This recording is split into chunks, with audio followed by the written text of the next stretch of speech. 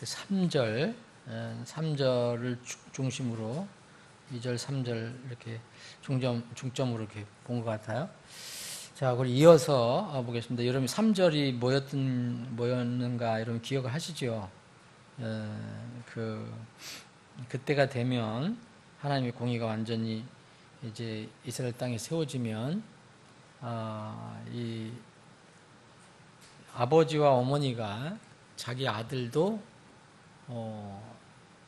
잘못된 것을 이렇게 대언을 하면 이렇게 징계를 한다, 찌른다 그런 내용이 나옵니다. 이게 마지막에 이제 이루어질 것이다라고 얘기했습니다. 4절, 5절, 6절 한번 읽어보고 말씀 나누겠습니다. 또 그날에는 대언자들이 대언하였을 때에 저마다 자기 환상을 부끄러워하며 그들이 속이려고 거친 옷도 입지 아니하며 오히려 그가 말하기를 나는 결코 대언자가 아니요 나는 농부라 나의 어린 시절부터 사람이 내게 가축치는 것을 가르쳤노라 할 것이요 이렇게 되어 있는데 여러분 이것도 앞에 4절서부터 연결이 되는 거거든요. 제가 쭉 읽었잖아요. 근데 그 4절 제일 앞에 보면 영어에 보면 It shall come to pass라는 말이 나와요. In that day. 그러니까 이것도 번역을 해주는 게 저는 맞다고 생각합니다. 그래서 그날에는 쭉 해서 이 5절 뒤에까지 나의 어린 시절부터 사람이 내게 가축치는 것을 가르쳤노라 이렇게 하리라는 것이 이루어질 것이다. 이루어지리라. 또 사람이 그에게 이르기를 내 두 손에 있는 이 상처들은 무엇이냐 하면 그가 대답하기를 그것들은 내가 내 친구들의 집에서 입은 상처들이라 하리라. 우선 여기 살펴보겠습니다. 이제 3절까지 우리가 이스라엘에는 이제 각 가정 내에서 거짓과 우상이 이제 주님께서 역사하시면은 사라진다고 그랬습니다. 근데 그것뿐만 아니라 전체 이스라엘 안에서 이때가 되면 이 거짓 대언자들도 더 이상 용납되지 않을 것이라는 것을 우리에게 알려주고 있습니다. 이렇게 되니까 이로 인해서 자칭 대언자들 있잖아요. 스스로 하나님께서 세우신 대언자가 아닌 자칭 대언자들도 이제 이 상황이 되니까 자기 자신을 이제 부끄러워하게 된다. 그런 이야기입니다. 4절에 보면 저마다 자기 환상을 부끄러워하며 여기서 대언자들이라는 것은 하나님의 대언자라면 뭘 부끄러워하겠어요? 이게 그 거짓 대언자들 얘기하는 거죠. 자칭 대언자들 부끄러워할 것이라고 그러고 또 뭐라 하냐면 그래서 이제 속이려고 그런 말이 나오는 거죠. 그들이 속이려고 거친 옷도 입지 아니하며 그럼 이제까지 속였다는 거죠. 이 사람들은 속이려고 대언을 했다는 거죠. 그럼 거짓 대언자들이잖아요.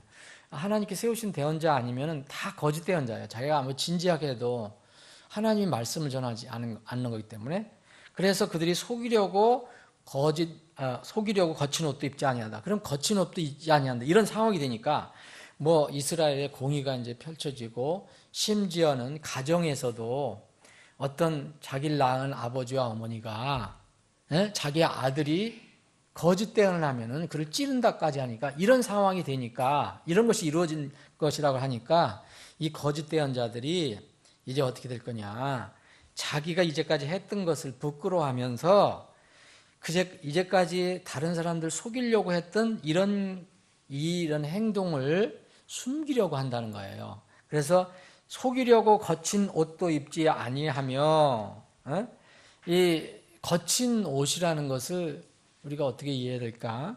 이 거친 옷을 안 입는다고 그러는 거예요. 여기서 지금 그러면은 여기 성경에서 얘기하는 거친 옷은요, 이 대언자 하나님의 대언자들이 상징적으로 입었던 거예요. 하나님의 대언자는요, 이게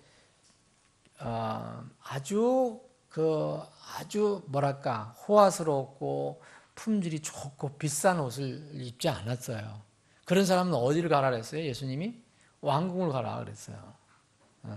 그러면 이제 그런 사람들 보려면 왕궁으로 가고 정말 침례자 요한을 만나려면 광야로 가라. 근데 침례자 요한이 대표적인 그런 옷을 입은 사람들 중에 하나입니다. 그는 이게 마태복음에 보면 요한은 낙타털 옷을 입고, 여러분 낙타털 한번 입어보고 싶은 생각이 있는지 모르지만 낙타털이 얼마나 거칠고 정말 조잡하고 하여튼 가장 나쁜, 품질이 나쁜, 그냥 걸치는 거죠. 그냥. 우리 지금 입는 옷 가장 좋은 걸 뭐라고 그러더라? 그 양복 비싼 거, 울에다 요새 좋은 거 있잖아요. 캐시미어 같은 거. 이런 거 비교하면은 이거는 상대가 안 되는 거예요. 낙타털 옷. 이것을 입고 허리에 가죽띠를 띠고, 또 음식은 뭐 먹었어요? 들에서 잡는 메뚜기. 그래서 들에서 따는 석청. 요새는 뭐 건강식이지만, 그때는 정말 조리도 하지 않고, 이걸 뭘 상징합니까? 낙타털 옷, 허리에 가죽띠를 띠고, 음식은 메뚜기와 석청이었다는 거, 들꿀이었다는 것은 이제 아주 거칠게 살았다는 거죠. 이게 생활이 아주 거칠었다는 거죠. 사람이 거치는 게 아니라 그렇게 정말 그 삶 사는 게 자체가 이렇게 요새 같으면 아주 제일 밑바닥에서 사는 그런 사람의 모습이었다는 거예요. 그래서 이런 것들이 대언자들이 대부분 그랬어요. 하나님 대언자들이. 엘리야나 엘리사나 다 이런 모습이었어요. 절대 호화롭게 살지 않았어요. 근데 왕과 가까운 대언자들은 왕궁에서 호의호식을 했어요. 그래서 이 사람들이 거짓 대언하는데 사람들을 속이려고 거친 옷을 입어왔다는 거예요. 근데 속은 달라요. 속은 다른데 겉에만 자꾸 사람들에게 이렇게 보이려고 한 거죠. 근데 이렇게 상황이 되니까 이제 이것도 입지 않으려고, 자기 정체를 숨기려고 그렇게 그럴 때가 온다, 그런 얘기입니다. 여러분들 무슨 말인지 좀 이해가 될 겁니다.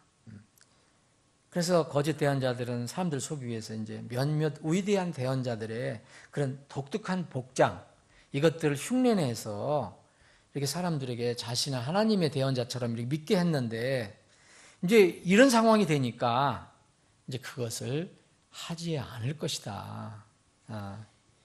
거짓 대언자들은 그래서 전까지는 뭐냐, 겉은 양이었지만 속은 약탈한 늑대였다는 거죠. 그래서 주님께서 이스라엘을 정결하게 하실 때 그 땅에서 우상들이 끊어져 나가고, 또 거짓 대언자들이 사라지게 되고, 거짓 부정한 영들도 사라지게 될 때에, 바로 그날에 이런 대언자들이 어떤 처신을 할 것인가? 이들은 많은 사람들로부터 자기 가족 중에서도 부모가 자식을 찌르는 이런 상황에서 그는 이 전체 이스라엘이 이렇게 바뀌니까 거짓 대언자였던 그 사람들이 너 거짓 대언자 아니었냐? 이렇게 질문과 도전을 받을 때 그는 자신의 정체를 숨기게 된 때가 온다. 그래서 4절, 5절 그 말이 나오게 됐습니다. 그래서 5절도 오히려 그가 말하기를 나는 대언자가 아니오. 이제까지 쭉 대언해왔으면서 갑자기 그 상황이 되니까 난 농부였다. 난 순박한 농부였다. 나는 농부라. 나의 어린 시절부터 사람이 내게 가축 치는 것을 가르쳤다. 그렇게 둘러댈 것이라는 것, 이 속이려고 하는 이런 것들이 이루어질 것입니다. 이런 이야기입니다. 분명히 이 예언은 그때 이루어질 것이에요. 이건 뭐냐? 이런 것들이 예언이 그대로 이루어질 것이다. 그날에 이루어질 것이다. 이루어질 것이다. 계속 나오는데, 이런 여러 큰 상황 속에서 이런 마지막 때의 거짓 대언자들도 이렇게 자기 자신을 이렇게 사람들에게 드러내지 않고 속이려고 하는 때가 올 것이다. 그런 얘기입니다. 그럼 이제 6절은 우리가 좀 생각해 봐야 될 절인데, 6절은 여러분들 그 전에 많이 이제 들어보셨을 거예요.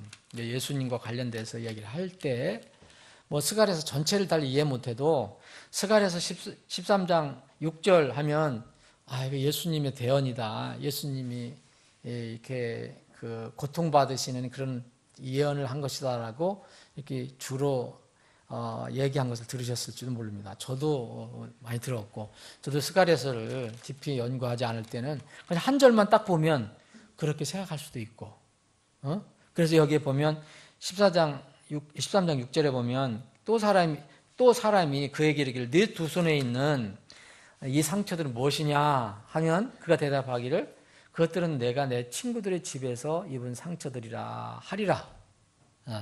그래서 이거를 어떻게 해석할 것이냐에 대해서 많은 이렇게 논쟁이 있습니다. 해석하는 다양한 방법도 있고요.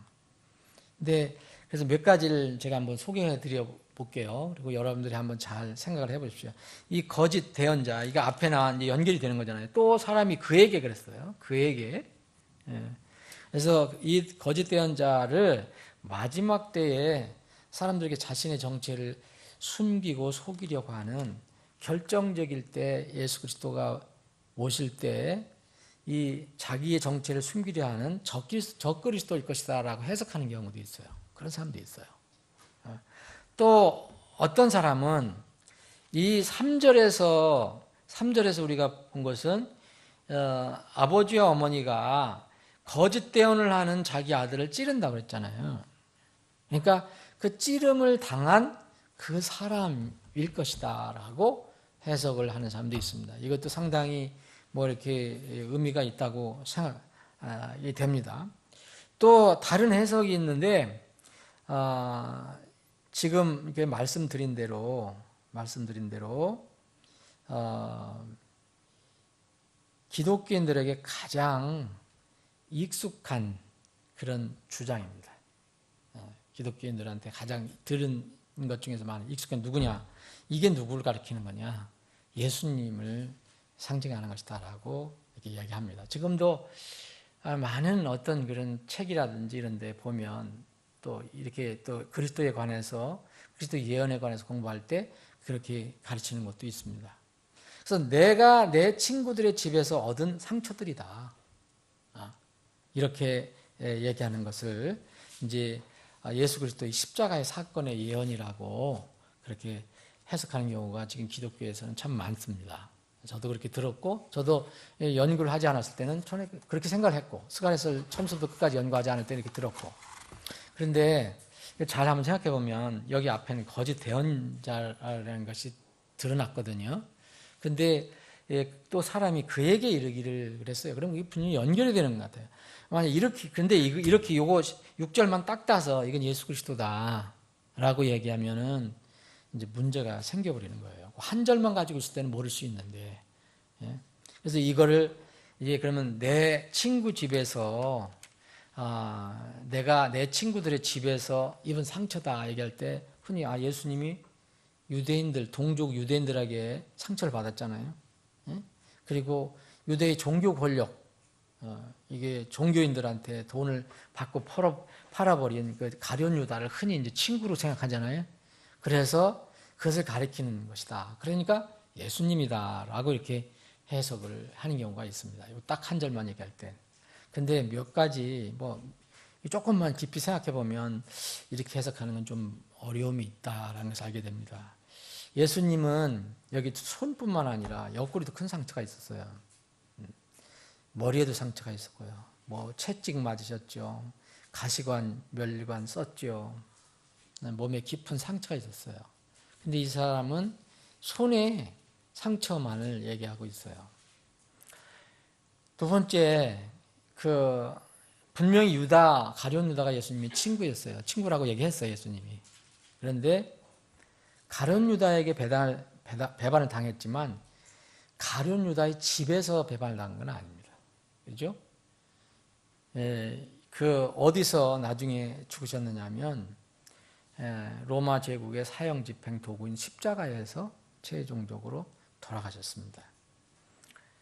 또 이 예수님은 자신을 한 번도 여러 대언자들 중에 하나 대언자라고 얘기하신 적이 없어요. 여기는 하나의 대언자로 나오거든요. 예수님은 그런 분도 아니고 그렇게 주장하신 도 없어요. 성경에서는 예수님을 The Prophet으로 얘기합니다. 가장 유일한 대언자, 한 분.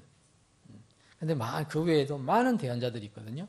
예수님은 그런 많은 대언자들 중에 하나가 아니에요. 예수님은 여기에 이 사람이 뭐냐면 난 농부라고 이렇게 캄플라치 했잖아요. 가축을 치는 사람이라고 이렇게 캄플라치를 했잖아요. 예수님은 이렇게 말하신 적도 없고 또 예수님은 신분이 그런 신분도 아니에요. 예수님 그렇게 말씀하실 수가 없어요. 예수님은 뭐였습니까? 직업이 목수였어요. 목수. 그래서 이런 몇 가지만 봐도 이런 해석은 조금 무리다. 그래서 이런 해석들이 참 많은데 이것은 그 한 절만 딱 떼서 이렇게 할 때 이런 문제가 생긴다. 그래서 만약 이것을 예수님을 생각하면요. 앞문장하고 연결시키면 예수님의 그 속성을 훼손하는 문제가 생겨버려요. 그 예수님 거룩하신 분을 부당한 존재로 이렇게 오해하게 할 수도 있고요. 근데 왜 이런 해석이 여전히 이렇게 많이 돌아가고 있고 왜 많은 교회에서 그렇게 생각하고 있을까? 이게 인기일까? 예수님에 관해서 공부할 때, 예수님 고난에 대해서 공부할 때는 왜 이런 것들을 얘기할까?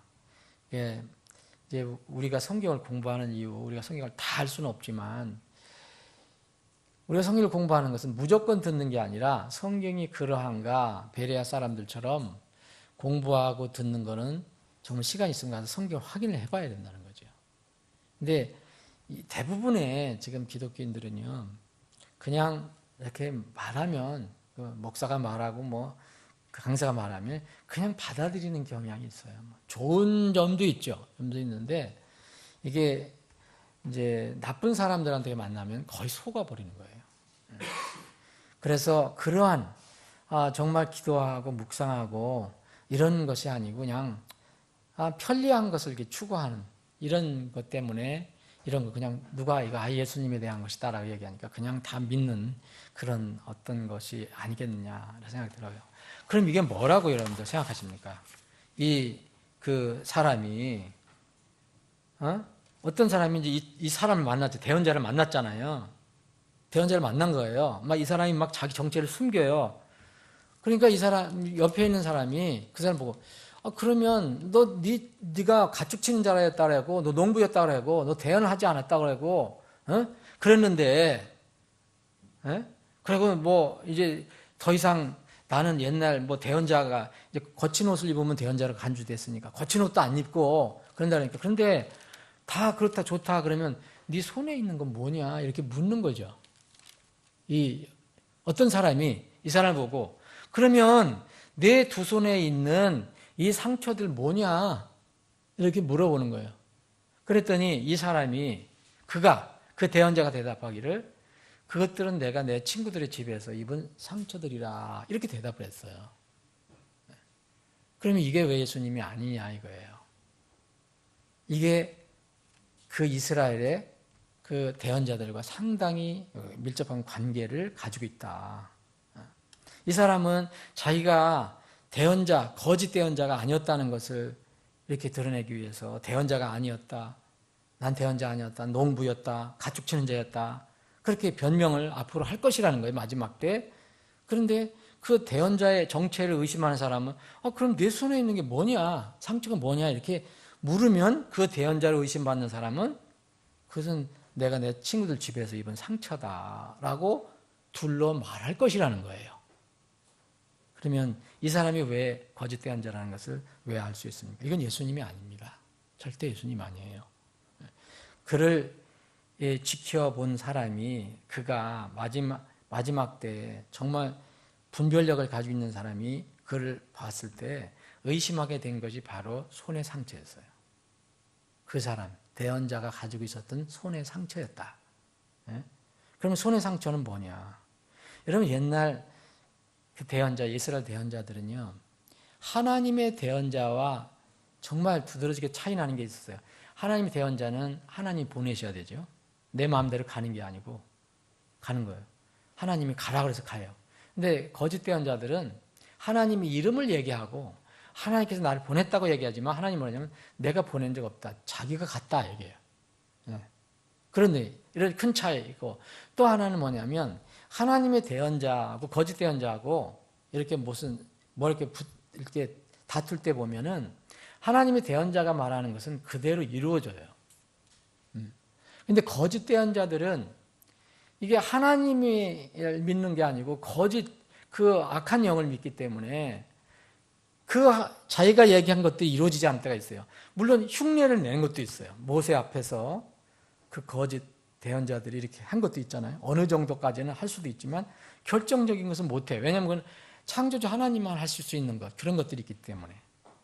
근데 이 거짓 대언자들이 여러 가지 일들 중에서 하나 한 게 뭐냐면 이게 거짓 대언자들 하나님 믿는 게 아니라 악한 명을 믿고 악한 신을 믿었기 때문에 거기에 그 악한 신과 관련된 행습이 있었어요. 그게 하나가 뭐냐면 자기 몸에 상처를 내는 거였어요. 이 거짓 대언자들이 했던 거예요. 하나님의 대언자는 절대로 자기 몸에 상처를 내지 않습니다. 그래서 구약에 보면 여러분들이 그 구약을 읽어볼 때 보면 이상하리만큼 이 법에 하나님의 말씀에 네 몸에 상처를 내지 말라는 것을 자꾸 강조하고 있어요. 이스라엘 백성에게. 이건 이교도 관습이다라고 없어요. 이 상처를 내지 말라라고 말씀하세요. 여기 레위기 19장 28절에 보면 한번 몇 군데 찾아보시면 과연 왜 이런 말씀을 하셨을까? 여러분 이 시대에는 이해하기가 어려운 거예요. 여러분 그 거짓 대언자들, 거짓 선지자들이 자기 몸 해야 합니까 요새? 그거 안 하거든요. 근데 이때 당시는 그렇게 했어요. 레위기 19장 28절에 보면 죽은 자를 위하여 너희 살을 베지 말며 그랬어요. 이게 하나님께서 이스라엘 백성에게 법으로 주신 거예요. 너의 몸에 아무 표도 새기지 말라. 나는 주니라 그랬어요.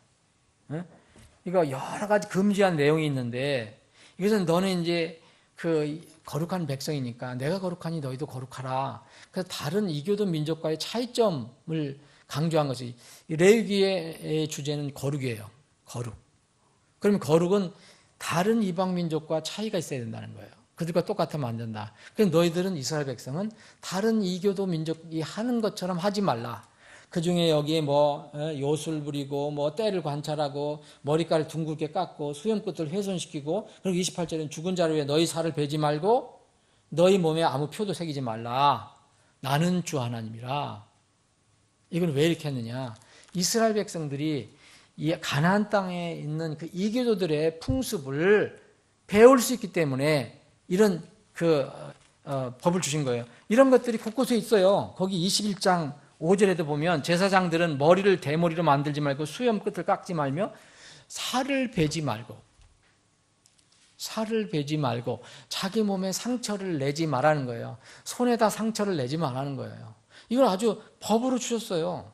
여기 신명기 14장 1절도 그렇고 예레미야 16장 곳곳에 상처를 내지 마라. 몸에 상처를 내지 마라. 이런 법을 주셨어요. 이유는 뭡니까? 바로 이런 배경 때문에 그런 거예요. 여러분 그 대표적인 거 여러분들 기억하시죠? 생각나는 게 있죠? 이렇게 되면은요. 이건 우상 숭배 의식과 연관이 있는 거예요. 이 하나님의 대언자들은 절대 자기 몸에 상처를 내지 않아요. 무슨 일이 이루어진다고 그래서 안 이루어진다고 답답하고 하나님이 살아계신가 안 살아계신가 자기 몸에 해야 하지 않아요.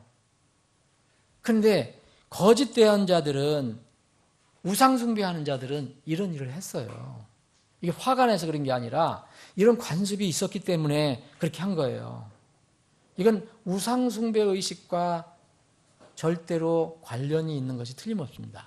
그래서 이 거짓 대언자가 속이려고 하는데 어떤 사람이 와서 그럼 네 손에 있는 상처들이 뭐냐 이렇게 얘기할 때 거짓말로 둘러댄 거죠. 내 친구들의 집에서 얻은 상처다. 그게 아니고 이것은 자기가 거짓 대언자였다는 것을 스스로 그 정체를 드러내는 그런 자기 몸에 나타난 그거예요. 증명이에요. 이스라엘의 최악의 왕이 아합이라고 하는데 이때 최악의 왕 아래에서 거짓 대언자들이 아주 융성했어요. 엄청나게 많았어요. 뭐 왕이 악하니까 그 밑에 있는 그 대언자들도 다 악한 대언자들. 이런 악한 왕 밑에서는 참 대언자들은 살 수가 없어요. 이 악한 대언자들이 들끓었죠. 여러분들이 열왕기상 18장에 여러분들 알죠? 엘리야하고 바알의 대언자 400명하고 붙은 거. 근데 어떻게 했습니까? 자헬했잖아요, 자기가. 막 해도 안 되니까, 누가 진짜 하나님이야 할 때, 막 할 때 안 되니까, 막 아침부터 부르짖고, 낮 부리고, 밤 부르짖다가 안 되니까 나중에 어떻게 해요? 자기 몸을 해야 합니다. 이게 그들의 관습이었거든요. 왜 이교도신 옛날에 무서운 몰렉에게 자기 자식을 바쳤느냐 이거예요. 이런 여러 가지 맥이 맞는 관습이에요. 하나님은요, 참 하나님은요, 절대로 사람 몸을 이렇게 상처를 내게 해서 하나님을 이렇게 섬기는 그런 거 없어요. 여러분 예배 드릴 때 여러분 몸을 막 해하고 찌르고 그래서 뭐 예배 드리는 게 아니잖아요. 그래서 극도의 그 금욕주의는 이게 결국은 좋은 것 같지만 마귀하고 연결이 되는 거예요. 그래서 성경에서 바울 사도가 금욕주의를 사단의 그런 행습이라고 얘기하잖아요. 그리스도인과 상관이 없다. 관습은 바로 배교 시대 이스라엘에게 흔하게 일어났던 것입니다. 하나님은 그걸 요구하시지도 않고 또 우리가 거듭났다면 하나님을 진정으로 알고 거듭났다면요 귀한 교육의 진리가 있어요. 구약이나 신약이나 다 마찬가지예요.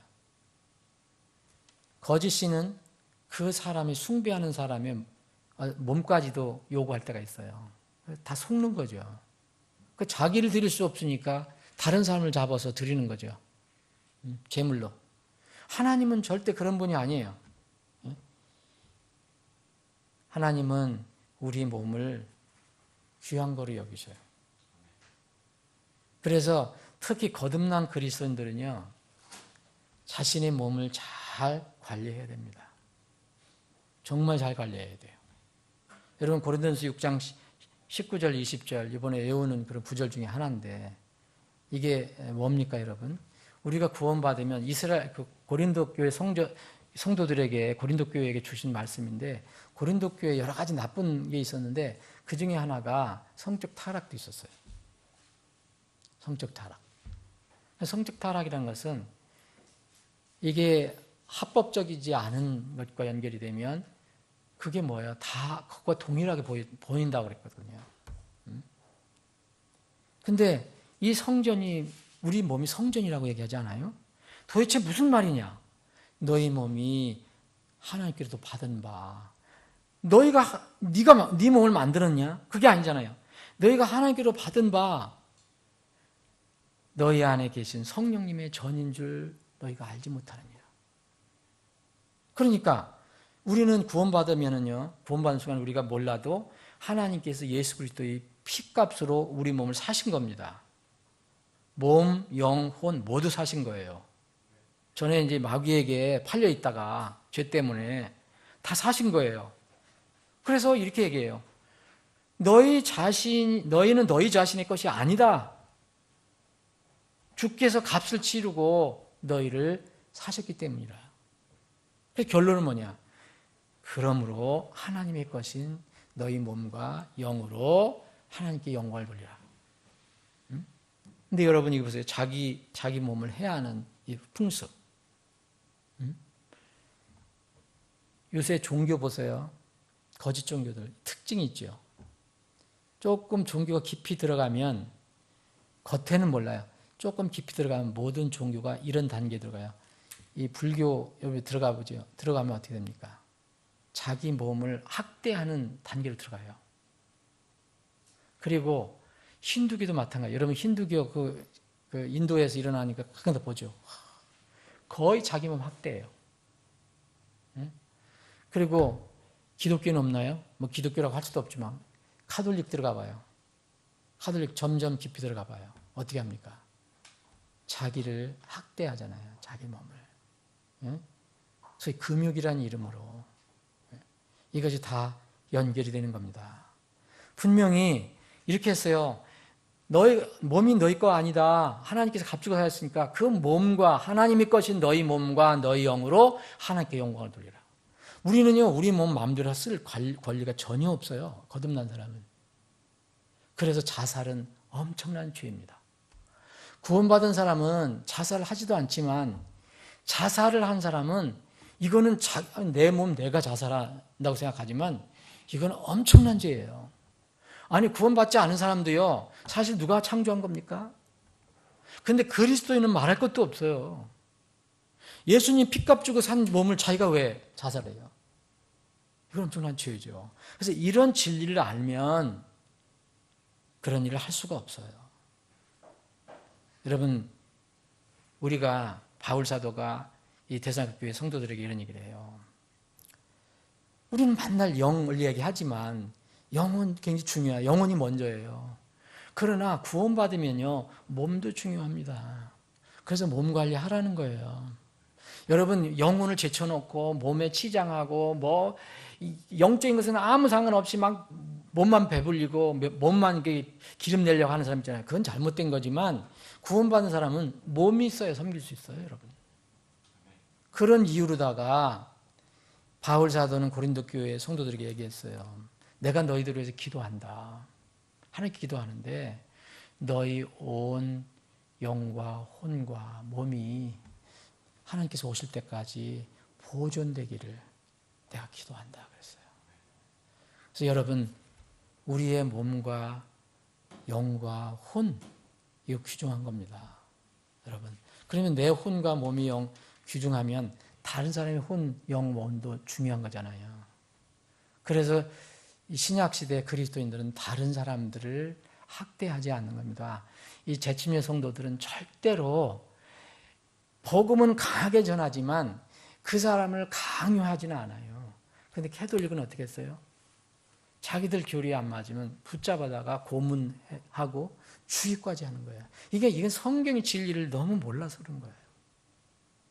사랑하는 여러분, 이제 오늘 이거는 거짓 대언자를 이야기하는 거고 예수님에 대한 얘기는 아니지만, 절대는 아니지만, 우리가 여기서 얻을 수 있는 게 뭐냐면, 교훈은 뭐냐면, 이게 마지막 때에 대해서 우리가 공부하고 있는데, 우리가 정말 주님을 이렇게 기다리고 섬긴다는 것은 우리의 모든 것을 드리는 거예요. 여러분, 마음만 드리는 게 아닙니다. 물론 마음이 앞서야 돼요. 마음이 앞서야 행함이 나와요. 근데 마음이 있어도 실천 안 하는 사람이 있거든요. 그리고 우리 영혼과 마음을 만날 드린다고 하면서 몸은 다른 것으로 하는 경우가 있어요. 근데 그건 아닙니다. 영혼이 드려지면, 영혼이 하나님의 그 소유물로 바뀌어지면 당연히 몸도 소유물이 바뀌어진 겁니다. 내 것이 아니에요.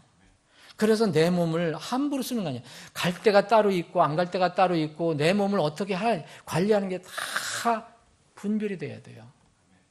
그게 그리스도인이에요. 몸을 학대해서도 안 되고요. 부디 여러분들의 몸과 영과 혼을 정말 주님께서 보존해 주시지만 그런 진리가 있다는 것을 알고 여러분들이 하나님께 기도하십시오. 저희 몸, 체력, 건강해서 주님을 잘 섬기기를 원합니다. 그것도 꼭 필요한 겁니다. 왜 우리가 건강을 위해서 기도합니까? 이런 것이 있으니까. 자, 계속해서 다음 주에 7절 이하 공부를 하겠습니다.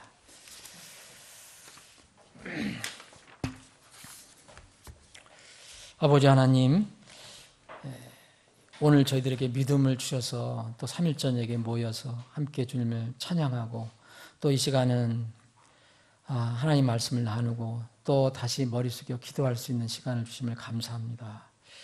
주님, 마지막 때가 될수록 사람들은 기도하기를 싫어하고 또 주님 앞에 무릎 꿇기를 싫어하겠지만 저희들은 끝까지 적은 자, 작은 자 속에 포함돼서 작은 무리 속에 포함돼서 늘 주님 앞에 무릎 꿇는 기도 용사들이 되기를 원합니다.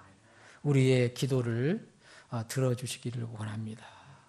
우리가 기도하는 교회가 되게 하시고 우리 교회는 기도하는 용사들로 가득하게 해 주옵소서. 지금은 참으로 텅 비어 있는 자리지만 때가 되면 주님께서 이 자리도 기도하는 용사들로 채워 주실 줄로 믿고 그날을 소망합니다.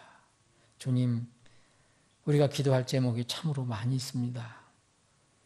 주님, 특별히 우리보다 더 어려운 가운데서도 주님을 뜨겁게 섬기려고 애쓰는 그런 목회자들, 사역자들, 그리고 성도들 기억해 주셔서 저들을 지켜주시고 보호 인도해 주시되 우리는 참으로 자유와 평안을 누릴 때 더 저들을 위해서 기도하고 하나님께 감사하는 저희들이 되게 해주시기를 원합니다. 그 어려운 형편 있는 사람들을 저희들이 할 수 있으면 도울 수 있는 그런 믿음도 주시기를 원합니다. 아버지 하나님, 언제 주님께서 이 땅에 통일을 주실지 알 수 없지만 분명한 것은 주님이 오시기 전에 분명히 남북 통일이 이루어진다는 것입니다. 그게 몇 년 사이에 이루어질 수도 있고 또 우리가 알 수 없는 그 기간에 이루어질 수도 있겠지만 우리는 수년 내에 이루어지기를 간절히 소망하고 있습니다. 그렇게 되면 우리가 그 불쌍한 이북 동포들, 북한 동포들에서 해줄 수 있는 것이 무엇일까요? 우리는 교회가 크지도 않습니다. 돈도 많이 없고 또 뭔가 풍성한 자원도 없습니다.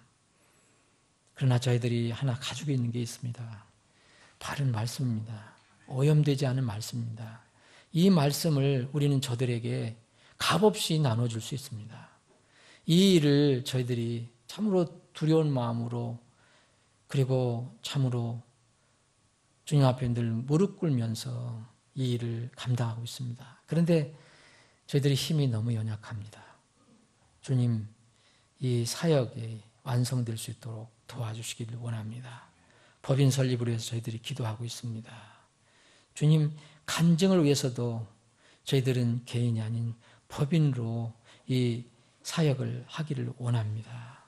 주님, 법인 설립이 순조롭게 진행될 수 있도록 도와주시옵시고 또 이 교정 작업이 빠른 시일 내에 이렇게 맞춰질 수 있도록 주님께서 역사해 주시기를 간절히 원합니다. 우리 교회에 믿지 않는 남편 그리고 믿지 않는 아내들을 위해서 기도하고 있는 지체들이 있습니다. 저들의 기도를 꼭 들어주시기를 간절히 원합니다. 병마와 싸우고 있는 지체들과 그리고 가족들이 있습니다.